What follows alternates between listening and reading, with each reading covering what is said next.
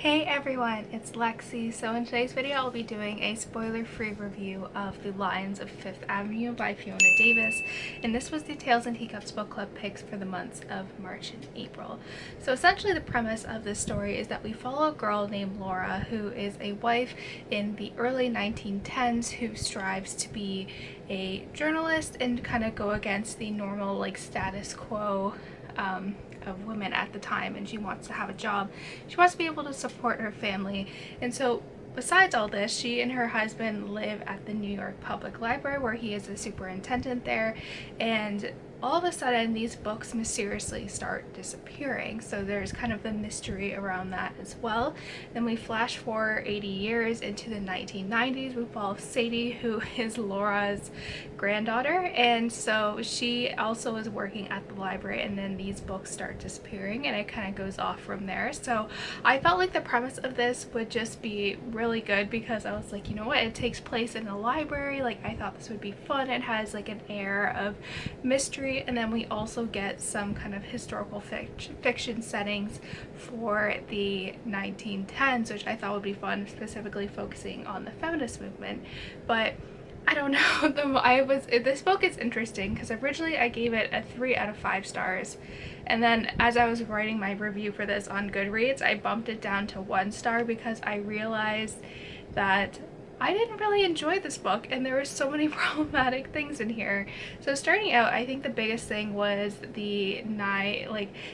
Sadie and Laura in particular are very naive and self-absorbed with their own thing, and I feel like a lot of the conflict of the book, basically the book's going missing, would totally be kind of not an issue if they actually just kind of got outside of their kind of selfishness and kind of paid attention to the people around them, specifically their children. And it was just really irritating. And then although this does have a very good LGBTQ representation in here, and I think during a time where it was very much taboo in the 1910s, I can't really stand for a cheating storyline. I think regardless of how it's done, I think it's not okay, especially if there are kids involved in that marriage. I think it makes it really problematic. So I had there was that, and then there was a lot of suspension of disbelief, especially if you look at the age between the generations.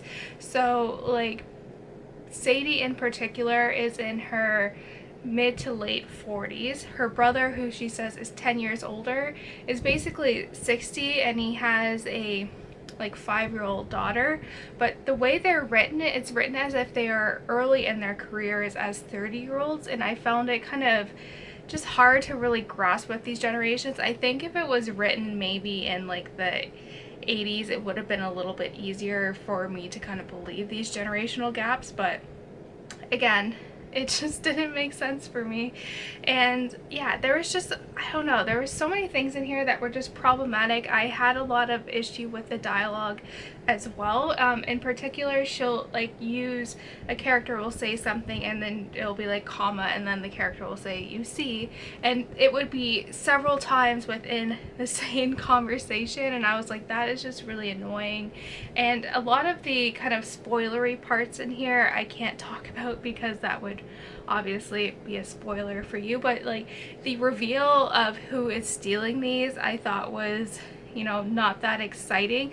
I was still intrigued enough to kind of see how why these books were disappearing, and especially from a generational standpoint, why did this happen to her grandmother and then now her. I was curious about that, but other than that, I didn't like the characters. I wasn't really connecting with the storyline, and although it kind of it promotes itself as this very feminist kind of novel that talks about early feminism in the 1910s, it doesn't really discuss anything. Laura in particular is very much an outsider. She doesn't really participate. We do get some key name drops during this time, but it doesn't really talk about the history of it. It doesn't really talk about kind of the themes and what they were actually trying to achieve at that time. So I was disappointed on that front too. So overall, like I said, this book really irritated me. So I think I've struck out twice now for the book of the month picks, which happen to be the Good Morning America book club picks. So I think I know now, you know, fool me once, you know, shame on you, fool me twice, shame on me is basically how it is with this one. But yeah, I was just really disappointed with this. I thought like it could be so much more than it was, and it just honestly really fell flat.